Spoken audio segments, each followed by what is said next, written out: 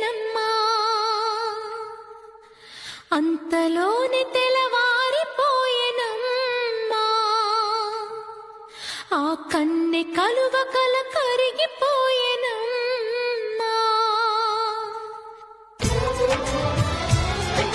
పచ్చని జంటను విడదీసిన ఆ పాపం ఎవరిది? పచ్చని జంటను విడదీసిన ఆ పాపం ఎవరిది? కథ మొదలవగానే కాలం కత్తులు దూసింది. కథ మొదలవగానే కాలం కత్తులు దూసింది.